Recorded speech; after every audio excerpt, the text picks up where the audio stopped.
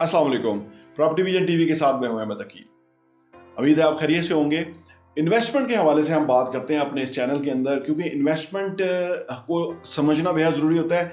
Investment का जो reward है, डिविडेंड है, वो एक वक्त के बाद आता है और बहुत सारे लोग इस चीज़ को नहीं समझते कि उसको उसको वो टाइम रिक्वायर्ड होता है जितना टाइम चाहिए किसी भी इन्वेस्टमेंट को फ्लोरिश होने के लिए, बढ़ने के लिए और उससे फ़ायदा हासिल करने के लिए। तो इन्वेस्टमेंट का जो माइंड सेट रखने वाले लोग हैं वो ज़िंदगी में बहुत कामयाब होते हैं, क्योंकि उन्हें पता होता है कि हर चीज़ की एक इन्वेस्टमेंट का एक टाइम है।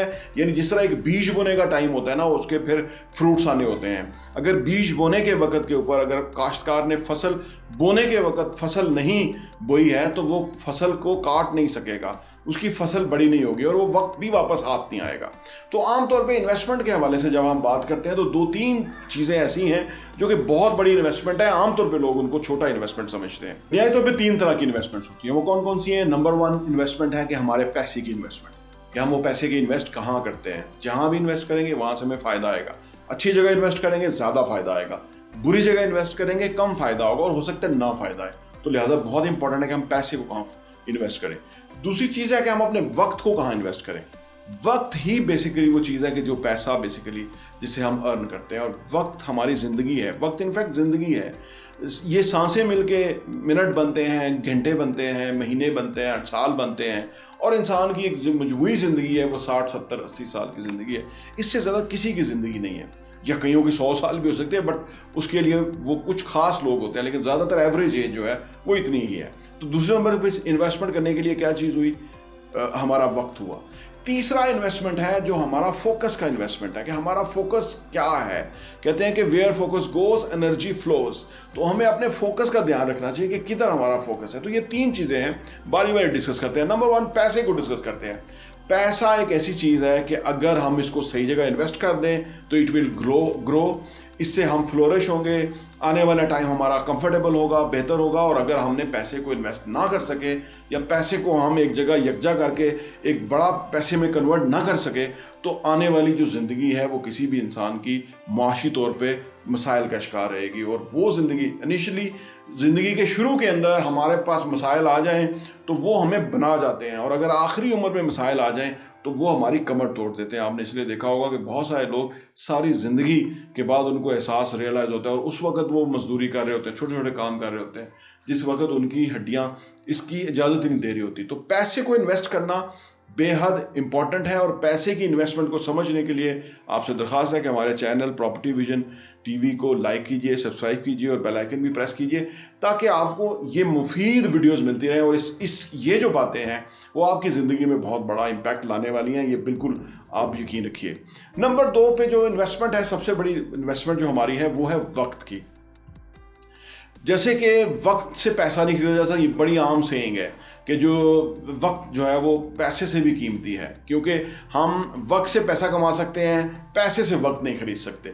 तो लिहाजा ये वक्त जो है इसको इन्वेस्ट करते हुए हमें देखना चाहिए।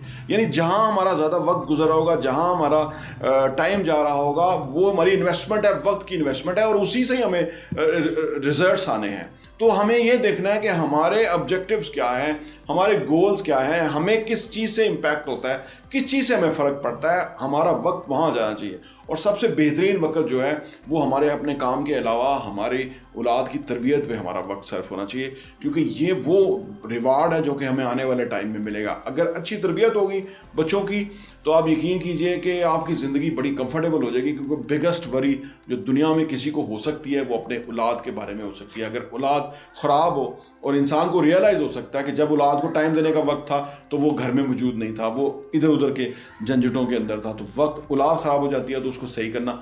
एट ए टाइम आपके पास पैसा भी आ जाता है, आपका सब कुछ होता है, लेकिन आपकी औलाद अगर ख़राब होती है तो आपको रोज़ मरने को दिल करता है। रोज़ आप मरते हैं वो देख के कि आप उनको संभाल नहीं सके।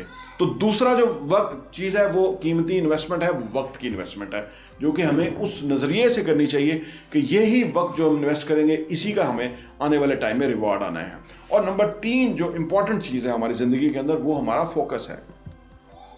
ज़िंदगी में हमने किन चीज़ों का फोकस किया हुआ है, क्या हमारे लिए इंपॉर्टेंट है, क्या हमारे लिए सेहत इंपॉर्टेंट है, क्या हमारे लिए अपनी फाइनेंस फाइनेंशियल पोजीशन इंपॉर्टेंट है, क्या हमारे लिए अपनी जो करियर की ग्रोथ है वो इंपॉर्टेंट है, क्या हमारे लिए कोई अपने लिए स्टडी इंपॉर्टेंट है, पढ़ना इंपॉर्टेंट है, सीखना इंपॉर्टेंट है, क्या हमारे लिए वो नए स्किल्स इंपॉर्टेंट हैं जो हमारे काम के अंदर चार चांद लगा सकते हैं, और थोड़ी सी तवज्जो हमें चाहिए, थोड़ा सा फोकस हमें चाहिए, तो वो चीज़ हमें समझ आ जाएगी। कुछ भी सीखना हो बहुत थोड़ा सा वक्त चाहिए होता है, लेकिन ज़िंदगी भर की आसानी हो जाती है। तो तीसरी जो इम्पॉर्टेंट चीज़ है जो हमें इन्वेस्ट करने के लिए हमें रियलाइज़ करनी चाहिए, वो है कि हमारा फोकस किधर जा रहा है, किन चीज़ों की तरफ हम जो है ना ज़्यादा सीरियस हैं, ज़्यादा इंटरेस्ट ले रहे हैं। ज़्यादा अगर बुरी चीज़ों की तरफ इंटरेस्ट जा रहा है तो इसका मतलब है ये बहुत बड़ा ख़तरनाक इन्वेस्टमेंट है, इसका बहुत बड़ा नुकसान होने वाला है हमें आने वाले टाइम में। तो हमें अपनी ज़िंदगी में इन्वेस्टमेंट को समझना है, और 3 चीज़ें टॉप प्रायोरिटी के अंदर हमें अपनी इन्वेस्टमेंट में फोकस करना है। नंबर 1 पैसे का, नंबर 2 टाइम का, नंबर 3 फोकस का, कि हमारा फोकस कहाँ जा रहा है। ये वो 3 शोबे हैं कि जिसने इसको संभाल लिया उसकी आने वाली ज़िंदगी गारंटेड ठीक होने वाली है, और जो इन चीज़ों को इंपॉर्टेंस जिसने ना दी तो आने वाले टाइम में उसको बहुत बड़ा अफसोस भी हो सकता है कि वो इन चीज़ों की तरफ क्यों तवज्जो बर वक्त नहीं दे सका। बहुत बहुत शुक्रिया।